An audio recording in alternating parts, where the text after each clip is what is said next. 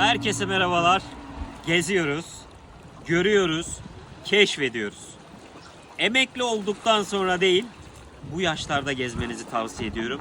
Çünkü emekli olduktan sonra neyin keyfini alacaksınız, neyin zevkini alacaksınız? Türkiye'nin her yeri birbirinden güzel. Burası Alanya. Alanya'da minik, şirin bir sahil, plaj. Ama gerçekten Alanya'nın her yeri güzel. Türkiye'nin her yeri güzel. Yeter ki gezmesini bilin. Yeter ki görmesini bilin. Hepiniz kendinize çok iyi bakın. 30'lu yaşlarda gezin.